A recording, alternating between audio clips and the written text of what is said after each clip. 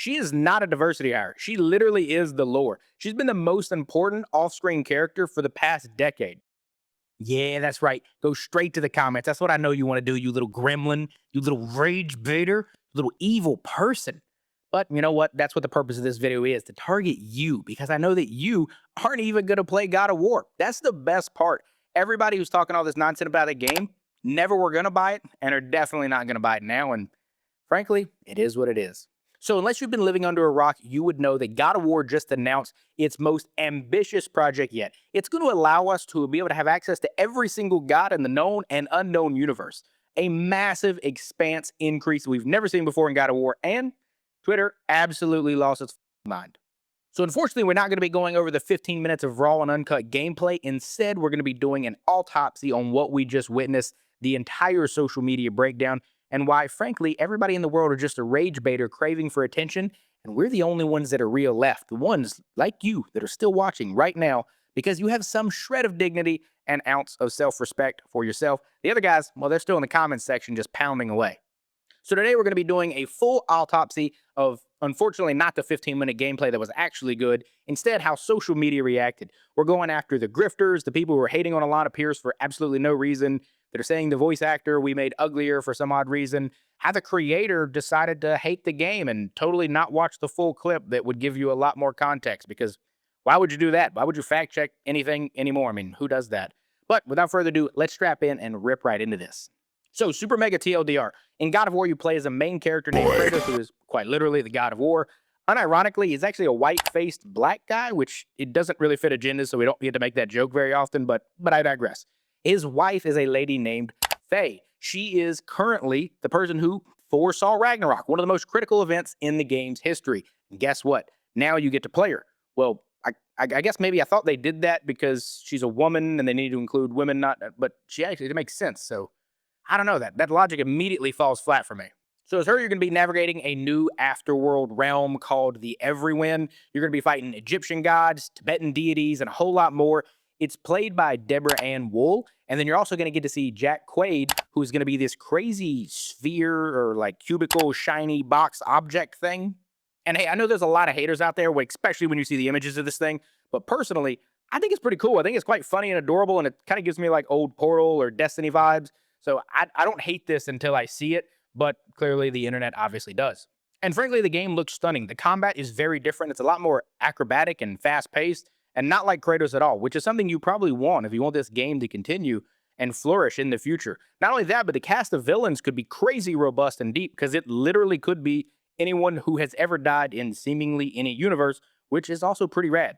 And by the way, there is no member of the media or person out there who is currently complaining on Twitter who's already played this game. So your opinion, my opinion, and everyone else's is total cannon fodder. We have no idea. This could be the best female-led game we have ever seen in the history of gaming, or it could be the worst. And with Sony Santa Monica and obviously Sony backing this game, we're going to get something somewhere between Last of Us and Concord.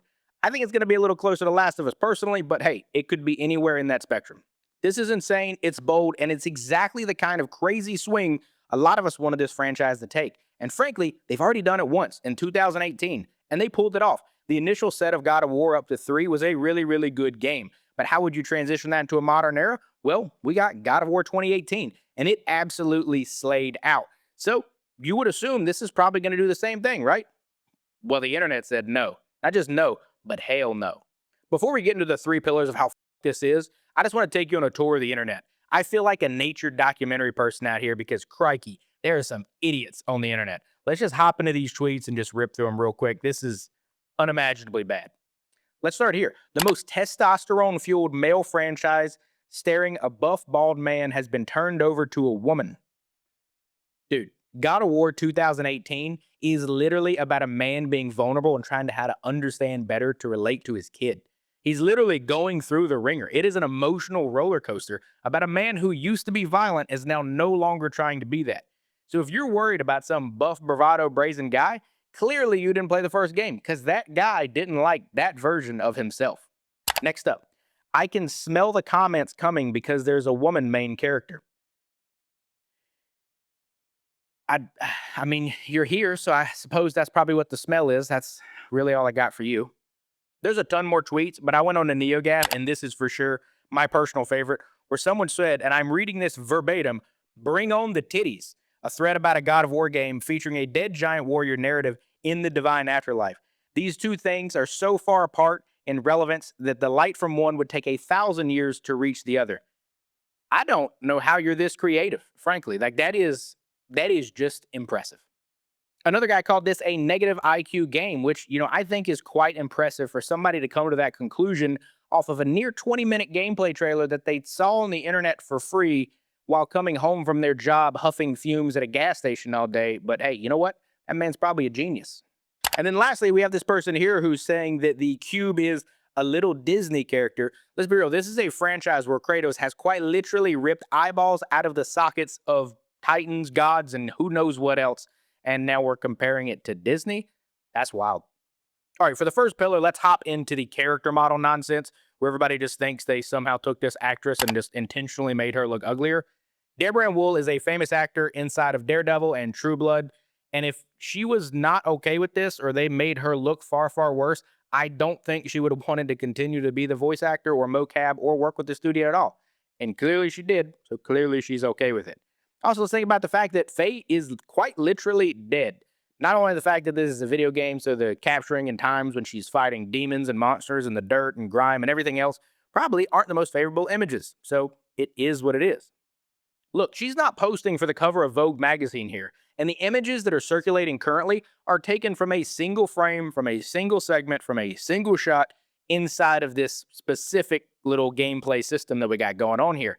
And if I were to take a single frame from this video, it would not be favorable. If you were to pause any random movie that you're watching at home tonight, it's probably not going to be a favorable frame. It's so improbable to get something that looks very aesthetically pleasing off of a random one-off frame. Also, it's in Sony's image, so it's not a beauty shot like those crazy comparisons to Uncharted back in the day, where it's clearly an up-res segment or cutscene or something else.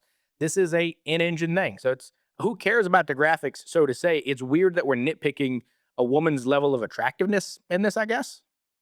But hey, this is not really a criticism of the game, and I understand. These things are really hard to see and understand, especially when you've been sitting inside for the last 6 months and haven't seen the light since then, so I get it if your eyes aren't working properly. But to me, this game looks great. I think she looks great. If anyone is complaining about the way that the character model or anything looks in a game in 2026, then clearly you don't play enough video games. So top into pillar two. Clearly, it's a female lead, so it's got a hidden agenda. And let's be clear here. There is no way that that is actually the case. There's no way that Faye was created in a boardroom to come in and swap for Kratos.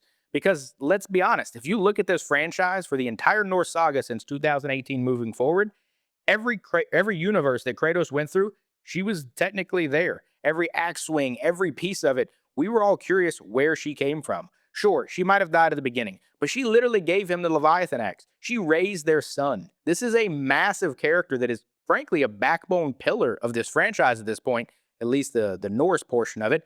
And it's a person we're just dismissing because she's a girl. Literally, everybody out there was asking, who is this person? How do we get to know more information? This game is that.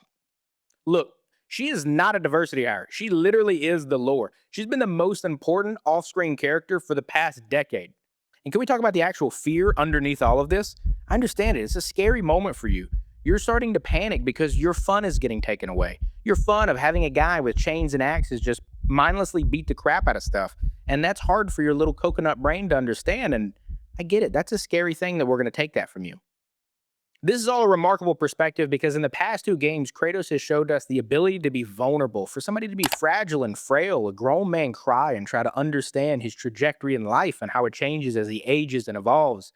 And that's something unbelievable that a lot of men and parents and fathers out there could relate to. And that's what this story's been about. And you're afraid that a female coming in as the character is going to take that away from you? Because I don't think that story's about brazen bravado and toughness. I think that story's about being vulnerable. How is a woman character going to hurt that? But yeah, I just don't understand how this suddenly makes this franchise lose its identity. And hey, look, I am all for getting rid of all those anti-woke policies and the DEI nonsense and the boardroom bandits who are destroying gaming by putting stupid and silly stuff in here. But yo, this ain't it, fam. This is the furthest thing from that. This franchise is about being vulnerable and dealing with emotional trauma and baggage, trying to evolve as a man and a person. I don't think having a woman at the front of that is going to destroy it. That stance is not a principled or logical one at all. It's just haterade and rage bait induced, and frankly, it's not even good at that. It's quite comically bad, if you ask me. And look, this might scare you, but Sony Santa Monica didn't do this on a whim. Cory Barlog and Ariel Lawrence, the director of the game, have had a clear and direct vision, and they revitalized this franchise that was once running on fumes. And again, you can go check the receipts. If you look at 2017 when they saw the God of War reboot, nobody really were interested in that game. And here we are years later, and that's been one of the most successful franchises in the past 10 years. Okay, pillar three. This one actually makes me a little bit angry. Alanah Pearce, who is a writer, a journalist, a YouTuber, Forbes 30 under 30, like a decently good person out there, worked at Sony Santa Monica, allegedly, from 2020 to 2024. And then she allegedly worked on the new God of War game, but everyone on the internet decided to call her a liar and saying that she was making it up and she never did those things. I don't know if you know this. There are these things called NDA, which is a non-disclosure agreement. It means you can't talk about stuff. It'd be crazy if a studio that had IP and private knowledge made you sign one. It'd be wild, wouldn't it? Well, now the NDA is lifted, and she confirmed it. And so did Sony Santa Monica. It's crazy, isn't it? Well, before this was all confirmed, there was a specific part of the internet full of absolute cave dwellers. They were out there writing threads, videos, harassing her, calling her a pathological liar, and every other name on the internet. And it's just insane that we get to a place where we're just questioning somebody's authority for having a very logical job in a very logical industry. Well, it's unfortunate that she was in fact under an NDA, made to sit there silent and do nothing but take the harassment, take the threats, and take all the BS from the gremlins of the internet. And then guess what? Game is now announced. Should she get her flowers and say, hey, you guys are all wrong and liars and completely invalid for all of the arguments you made over the past couple years? What do you have to say for yourself now? Well, what do? You move the goalpost, kick them down the road, and find something else to hate on because apologies, they're not in the content roadmap. But for me, it's insane that we're at this point in time where we're not giving women criticism in gaming. We're just straight up harassing them. I mean, I don't understand what you actually want from this woman. Do you want her to go the route of Sarah Underwood and go NSFW? Because you'd probably complain and slut shame her for that as well. Or if she goes the other route, do you want her to absolutely wear a hoodie and cover herself up because she's a beautiful woman in the gaming industry instead of being proud for who she is and representing the thing that you're supposed to care about? I thought you liked video games to be in this space, but clearly not. It just seems like some hypocrisy world that we live in to where we don't want women to be a part of the thing that we want women to be a part of, and we want them to be attractive, but we don't want them to show that they're attractive, and it just gets convoluted and makes no sense. So quick bonus, I'm going to take a quick stab at David Jaffe for coming out here and, blowing up the internet with his recent quotes. People are using this stuff like it's a trump card from the President Donald himself right now, and it's insane. For those of you who don't know, he's the original creator of God of War. I believe he left the project around 2007, but still makes YouTube videos and does, public discourse on the internet and talks about things like this. He recapped to the state of play. He had some interesting stuff to say. His quote was that it looks like shit, compared it to Forspoken, and he said that it's uninspired and dull. And then he later went on to say, I quote, "This is not God of War. I don't know what the fuck this is." And every single account on the internet immediately loved it, went in, posted it. You've probably seen the tweet, 230 times at this point. It's all your feed is probably showing up. These quotes that the original founder doesn't even know the game anymore. Well, just like everything else on the internet, that's only half the statement, because then he would go on to say, I think Cory is staggeringly talented. He is a much better writer than I ever was. He is a smart guy. He is a really good director. He also praised the 2018 reboot as a brilliant idea. And then, and this is the part that should really end the entire conversation, he would say, talking about the theory that Cory was forced into making this game, I'm just making this shit up. God of War. No, I'm just making that shit up. I don't know if that's true. But it is nice of him to acknowledge that at the end of the day, he has a lot of faith in both this game, this franchise, and the people behind it. It's just unfortunate that people out there are just clipping out the first part. I mean, I understand why he said the things that he said and reacted in the way that he did. And it's because at the end of the day, drama and content sells. Hot takes are something that people want to share on the internet.